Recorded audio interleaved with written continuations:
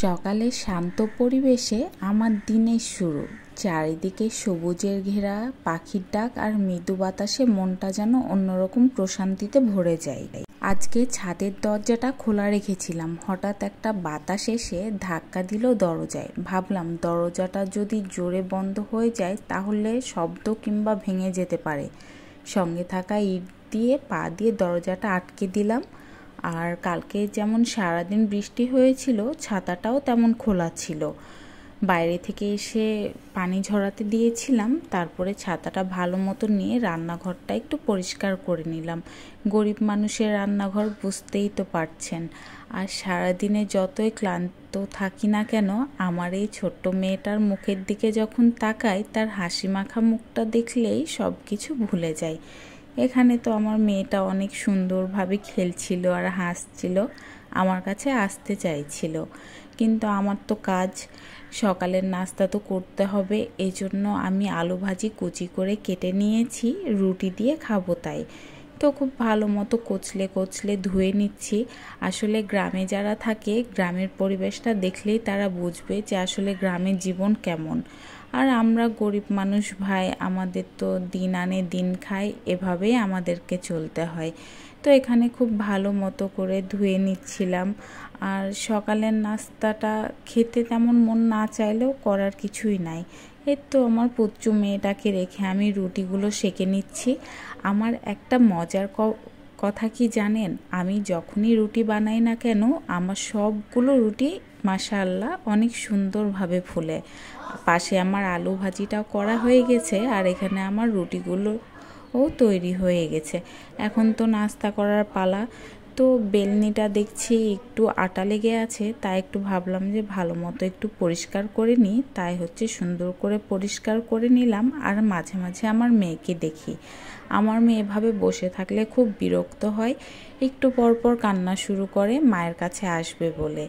তো এখানে আমি ভালো মতো এগুলো সব ধুয়ে নিচ্ছি। আসলে নাস্তা করে খাওয়ার পরে থালা বাসন মাজা ধোয়া করার কষ্টটা যে কি পরিমাণ, যারা সংসারের কাজ করে ঠিক তারাই বোঝে। তো আমি এখানে খুব ভালো মতো পরিষ্কার করে নিচ্ছিলাম। কিন্তু একটা কথা কি, আমি যখন কাজ করি আমার তখন কাজ করতে খুব ভালো লাগে।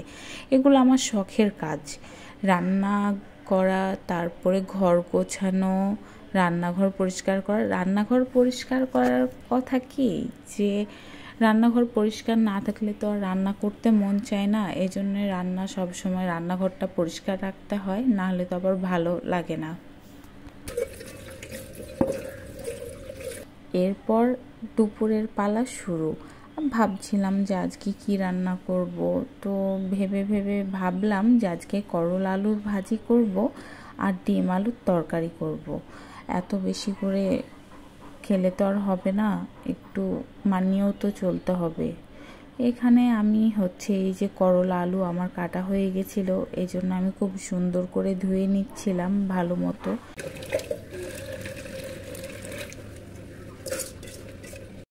করলার একটু কষা স্বাদ থাকলেও আমি একটু ভিন্নভাবে রান্না করি, যাতে বাসার সবার খেতে ভালো লাগে। আর করলা ভাজি কিন্তু আমার আসলে অনেক প্রিয়। একটু তেতো হলে কি হলো, কিন্তু করলার অনেক গুণ আছে। আমি শুধু করলা আলু ভাজি দিয়ে 1 প্লেট ভাত খেয়ে নিতে পারবো, আমার এতটাই ভালো লাগে করলা আলুর ভাজি। এভাবেই একটার পর একটা কাজ করেই যাচ্ছি। মাঝে মাঝে মনে হয় দিন তো কেটে যাচ্ছে একঘেয়ে কাজের ভেতরেই, কিন্তু যখন দেখি আমার মেয়ে হাসছে, ঘরটা গোছানো, খাওয়ার পর সবাই তৃপ্ত, তখন বুঝি এইসব ছোট ছোট কাজের মধ্যে আমার জীবনের আসল সৌন্দর্য লুকিয়ে আছে। তো এখানে আমি আলুটাকে অর্ধেক করে কেটে নিয়েছি, এই আলুটা ভালো মতো ধুয়ে নিয়েছি। আচ্ছা, আপনাদের প্রতিদিনের রান্নায় কি আলু মাস্ট থাকাই চাই? মানে আলু, আমার মনে হয় যে বাঙালির এটাই কিন্তু প্রধান খাবার, আলু। আর এই তো আমি এখানে আলু প্রেসারে তুলে দিয়েছি। এখানে 3টা ডিম ছিল, আমি, আমার ছেলে আর আমার জামাই 3জনের 3টা ডিম। যেহেতু আমার মেয়ে এখনও খেতে শিখেনি, এই জন্য ওর জন্য দিলাম না। তো এটা এখন আমি সিদ্ধ বসিয়ে দিলাম। আপনাদের সাথে আমার ছোটোবেলার একটা মজার ঘটনা শেয়ার করি। আমরা একবার সবাই মিলে পুকুর পাড়ে পিকনিকে গেছিলাম। পাশের বড় একটা গামছা পেরে সবাই বসে গরম গরম চুলায় হাঁড়ি বসানো হয়েছিল। আমি কি করি, দায়িত্ব পড়েছে ডিম আর আলু সেদ্ধ করার, প্রেসার কুকারে দিয়েছি।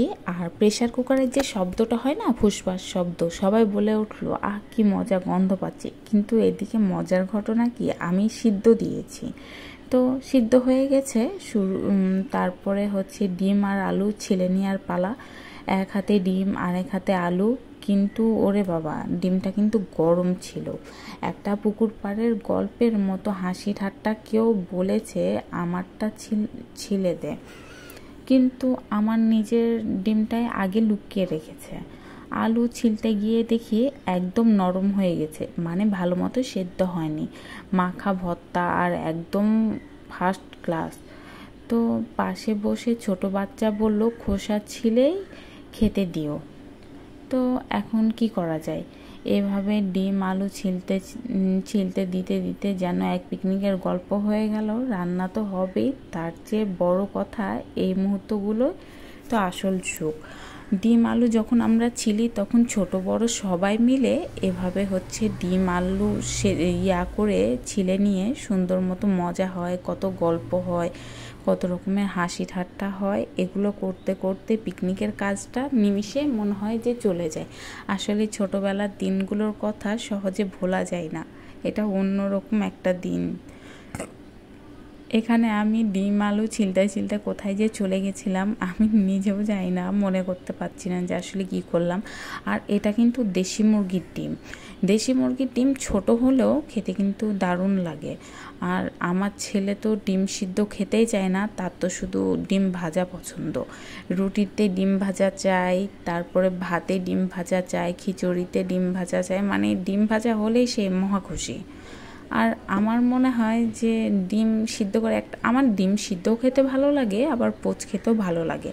আপনাদের কার কোনটা পছন্দ আমাকে কমেন্টে লিখে জানাতে কিন্তু ভুলবেন না।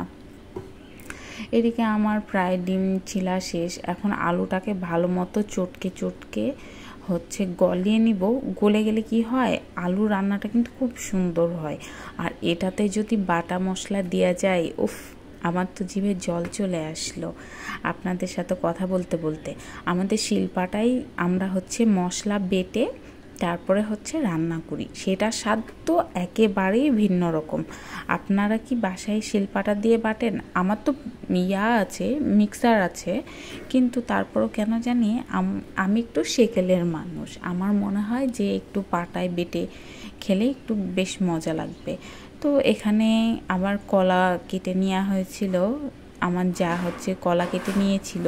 আবার এটাতে দেখছি আবার হলুদও মিশিয়ে দিয়েছে যাতে কালারটা নষ্ট না হয়, মানে কালো না হয়।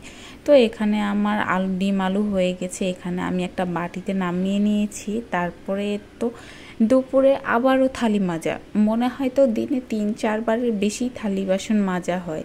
এটা বিরক্ত লাগে না? আগে যেহেতু কাজের মেয়ে ছিল তখন করতাম না, তাই প্রথম করতে গেলে একটু বিরক্ত লাগতো। কিন্তু এখন যেহেতু কাজের মেয়ে নাই, মাজা ধোয়া করতে করতে অভ্যাস হয়ে গেছে। আর এই তো আমার ছাই, সুন্দর করে ছাই দিয়ে মেজে নিলাম। দেখতেও ভালো লাগে, আবার মাজতেও খুব ভালো লাগে। আমার কিন্তু দুইটা কড়াই বড় বড়, এই দুইটা দিয়ে সুন্দর করে আমার বেশি তরকারি রান্না করা হয়। তো এখানে খুব ভালো মতো মেজে ধুয়ে নিচ্ছিলাম। ছোট্ট একটা বাটি ছিল, এটাতেও হয়তো কিছু একটা করেছিলাম, এটাও হচ্ছে ভালো মতো মেজে ধুয়ে নিলাম।